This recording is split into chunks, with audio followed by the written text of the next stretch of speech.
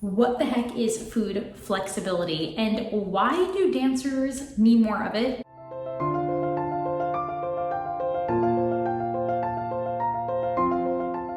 Hi, I'm Rachel Fine. Welcome back to Nutrition for Dancers, where I'm teaching you how to become the healthy dancer. Today we're talking all about one of the biggest tools that I utilize with dancers in my elite coaching program, and that is food flexibility. But what does this even mean? Dancers spend much of their time working on flexibility in the studio, but what I am talking about is flexibility at your meal and snack times. But let's back up a little bit. First, in order to better understand what food flexibility is, I want you to first think about what it means to be inflexible with your food choices. See, a lot of dancers struggle with messages that are essentially sold to us from diet culture. Diet culture makes up a $72 billion industry, and that's only in this year alone. That number usually goes up. The dieting industry sells us this idea that in order to strive for success in basically anything we do, we need to prioritize weight loss. And in order to get there, we need to subscribe to often unsustainable methods that either support calorie deficits, exhaustive exercise routines that go beyond your dancing, just to name a few.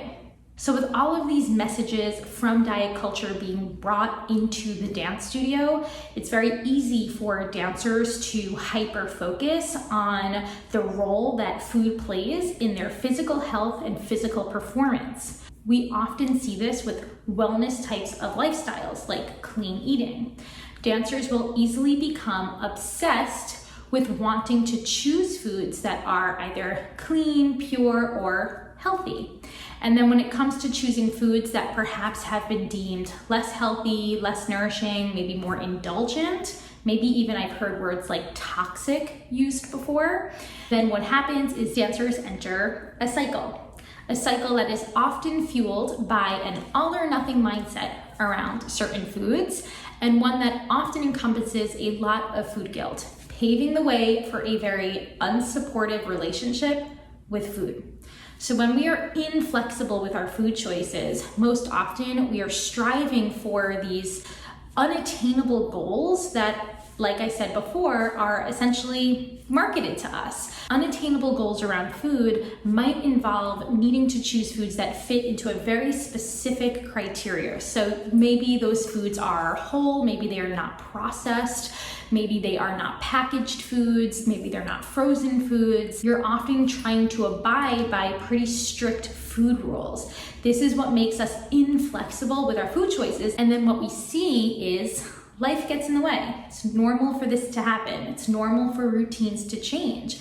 And then when inflexible eating patterns are met with changes, external changes, whether that be in your schedule, whether that be in your environment, problems arise. So many dancers might struggle to eat foods that have not been prepared by themselves. They might struggle to attend parties or events where food is served. Inflexible eating patterns ultimately do not support your relationship with food long term, and this can also weigh heavily on your mental and emotional well-being. So we want to start working on the idea of food flexibility. It involves a perspective shift. It involves the use of another tool that I work on with dancers, and that's food neutrality. We'll get to that. And it involves a step-by-step approach that I've created specifically for dancers. There are a lot of obstacles that face dancers when it comes to developing flexible behaviors around meal times. One is the fact that dancers are prone to perfectionism, and this can actually increase a dancer's vulnerability to, as I mentioned earlier, orthorexic tendencies that often form from clean eating lifestyles. Dancers are also often overexposed to misinformation surrounding nutrition. This is because of social media. This is just because of studio chatter. There is a ton of misinformation out there, and because of the unique pressures that many dancers might face in regards to body image, these messages can exacerbate a dancer's struggle in being more flexible with their food choices. And then, of course, high levels of physical activity and busy schedules can make it challenging for dancers to both listen to and honor hunger cues. So it's super easy for dancers to fall into routines and then get very comfortable with those routines, especially as they relate to meals and snacks. This too can turn dancers, without even knowing it, into being quite inflexible and even picky with their food choices. Food flexibility allows dancers to adapt to an ever-changing food environment. We are not locked into very specific rules that must be abided by. Instead, we can make food choices with the information and the foods that are accessible to us in a way that doesn't leave us feeling guilty and actually leaves us feeling supported physically, mentally, and emotionally. Step number 1, eat enough food. I know this sounds simple, but many dancers are actually below their baseline when it comes to fueling their body adequately. This could be intentional from reasons like restrictive eating behaviors, but this can be also unintentional for reasons like busy schedules.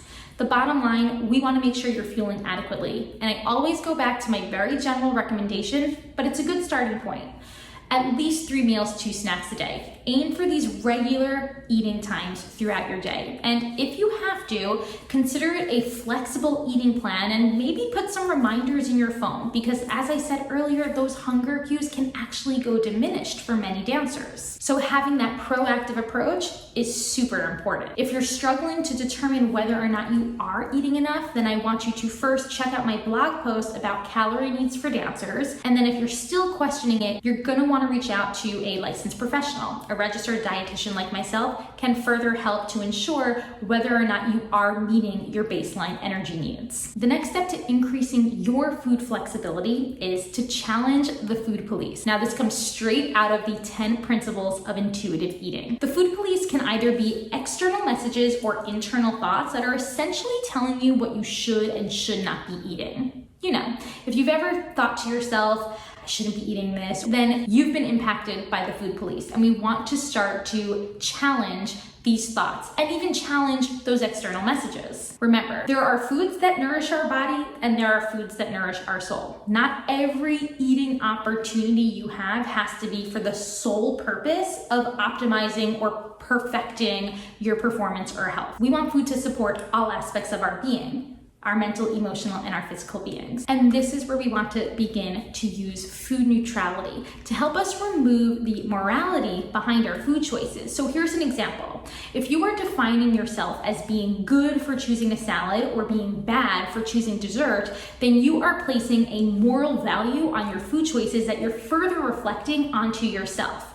This is what we need to break, because your food choices do not reflect who you are as a person. And remember, there's a difference between feeling bad after eating a certain food. So let's say you ate a food and you ate to a point past physical comfort, right? You feel like maybe you overate on something. There's a difference between feeling physically ill or bad after eating a food and feeling like you're being bad for eating a food. So it's very possible that you might eat something and feel physically unwell from it, but regardless, whatever you're eating, you don't have to define your degree of moral value based upon it. You might need to dive into the work of granting yourself unconditional permission to enjoy specific foods again. This often goes hand in hand with mindful eating techniques to reintroduce foods that you might feel like you can't trust yourself around them. And last and most importantly, I want to introduce you to the Healthy Dancer Food Flexibility Algorithm. This is what I encourage you to use for those mealtime decisions. So instead of making your choice solely based upon the nutrition facts or the nutrition facts label, we're gonna go through this algorithm together so you can better understand how to increase your flexibility around that choice. First things first, think about your intent.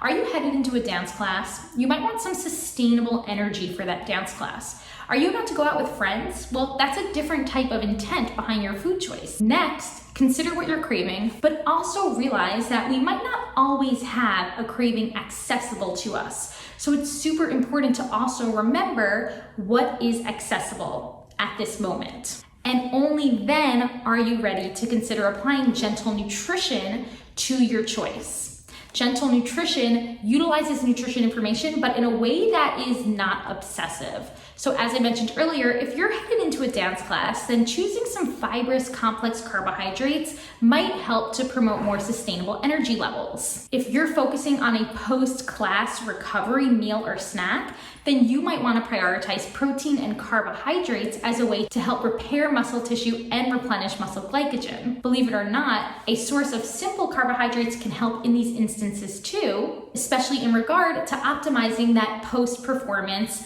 uptake of amino acids and glucose. And then the last stage of food flexibility is reflecting and learning from your experience. While we want to strive to build positive relationships with food, it's reality to not have every food experience be the best experience that you're gonna have. There's gonna be instances where a food or a meal is gonna leave you disappointed. It's important to reflect and learn from these experiences. The same goes with perhaps feeling physical discomfort after eating a certain food, perhaps eating something that's too fibrous before dance is gonna leave you with a stomach ache. So all of this is feedback that you wanna consider for moving forward with additional food choices. To learn more about how food flexibility can support you and your relationship with food and your dance goals, then head over to the blog post, learn more, and consider my food flexibility challenge. This happens every April. It's completely free, and it will offer you actionable tips to boost your food flexibility at both mealtimes and in the studio. Learn more below, and of course, give me a subscribe. Until next time.